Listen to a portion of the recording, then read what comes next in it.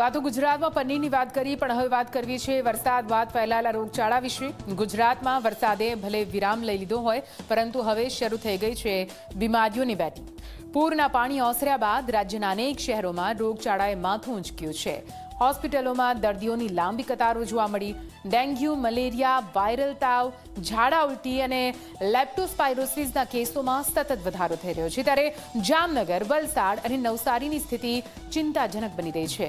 જોઈએ આ ખાસ અહેવાલ।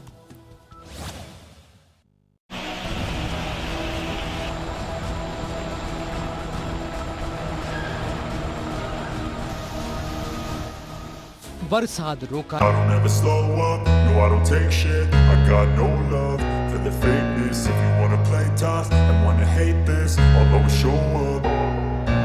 I don't ever slow up, no I don't take shit. I got no love for the fakeness. If you wanna play tough and wanna hate this, I'll always show up and make a statement. I don't ever slow up, no I don't take shit. I got no love for the fakeness. If you wanna play tough and wanna hate this, I'll always show up and make a statement. Everything I do so instinctive and so passionate. Every word I move so descriptive like an adjective. I got a vendetta against people who patented being negative when you should be getting after it.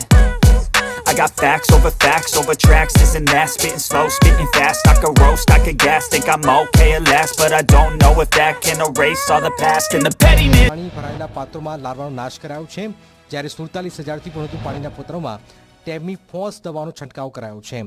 આ સર્વે દરમિયાન 520 તાવ અને 54 ઝાડાના દર્દીઓ પણ મળી આવતા ચિંતા વધી છે।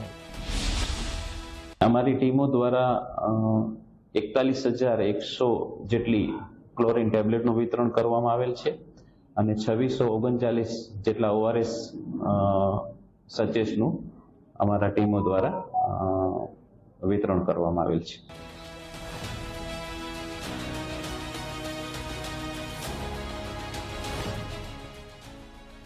બીજી તરફ વલસાડમાં પૂરના પાણી તો ઓસર્યા છે, પરંતુ રોગચાળાએ માથું ઊંચક્યું છે।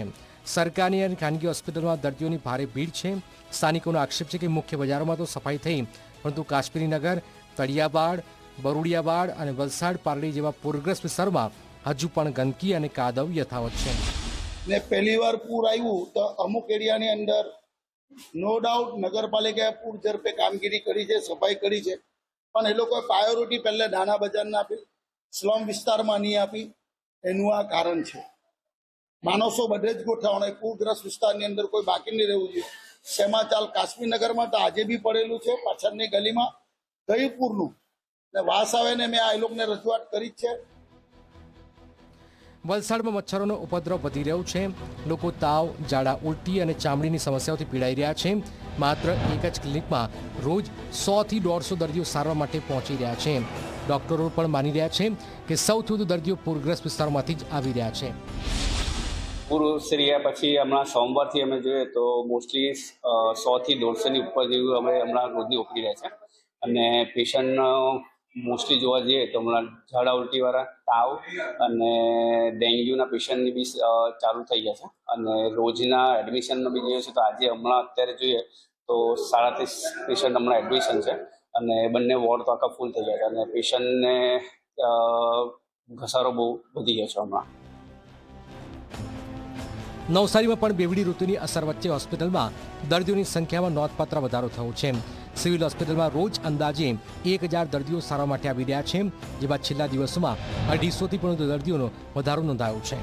આરોગ્યની ટીમો ઘરે ઘરે જઈ અને વિવિધ રોગોનું સર્વેલન્સ પણ કરી રહી છે અને પોસ્ટ ક્લોરિનેશન માટે ઘરે ઘરે ક્લોરિનની ટેબ્લેટ પણ આપી રહી છે। મચ્છરનો ઉપદ્રવ ના વધે એના માટે આપણી શહેરી મલેરિયાની જે ટીમ છે, લગભગ 45થી 46 જેટલા લોકો છે, એ અલગ અલગ વિસ્તારોમાં જઈ એન્ટી લાર્વલ કામગીરી કરી રહ્યા છે, ઓઇલ બોલનો છંટકાવ કરી રહ્યા છે। એના સિવાય પણ આપણને રાજ્ય સરકારે 5 જેટલી આપણને ટીમ આપી છે। એ ટીમ પણ અત્યારે એન્ટી લાર્વલ, એન્ટી મેલેરિયલ કામગીરી કરી રહી છે। આખા શહેરને અમે એ રીતે કવર કર્યું છે। નવસારીમાં વાયરલ તાવ, મેલેરિયા, ઝાડા ઉલટી, શરદી અને ઉધરસના કેસોમાં આશરે 25%નો વધારો થયો છે। કાશીવાડી વિસ્તારમાં લેપ્ટોસ્પાયરોસિસનો એક પોઝિટિવ અને એક શંકાસ્પદ કેસ સામે આવતા જ આરોગ્ય વિભાગે સ્ક્રીનિંગ શરૂ કર્યું છે। ડોક્ટરોનું માનવું છે કે આગામી એક અઠવાડિયામાં પાણીજન્ય અને ચેપી રોગોના કેસોમાં હજુ વધારો થઈ શકે છે। લોકોને એક વાયરલ ફીવર મોટે ભાગે થાય છે બીમારી, અને ઝાડા ઉલટી થઈ શકે, કુછ ચામડીની બીમારી બી થઈ શકે. એ મારે બધા ડિપાર્ટમેન્ટને ઇન્ફોર્મ કરી છે, તેના પર વધારે થોડા ધ્યાન આપશે, અને બધી હોસ્પિટલમાં જે તેવી સુવિધાઓ છે બધી એ લોકો માટે પહોંચી વળીશું. ઇમરજન્સી માટે 24/7 મારે ચાલુ રહે છે. વરસાદ પછીની આ સ્થિતિ સ્પષ્ટ સંકેત આપે છે કે હવે સૌથી મોટી જરૂરિયાત છે સ્વચ્છતા, સાવચેતી અને સમયસર સારવારની. એક તરફ આરોગ્ય વિભાગ સર્વે દવાઓની કામગીરી કરી રહ્યું છે, તો બીજી તરફ અસરગ્રસ્ત વિસ્તારોમાં સફાઈ અને ફોગિંગની માંગ પણ ઉઠી રહી છે, કારણ કે વરસાદ તો અટકી ગયો છે, પરંતુ જો બેદરકારી નહીં અટકે તો રોગચાળો વધુ વિકરાળ સ્વરૂપ ધારણ કરી શકે છે.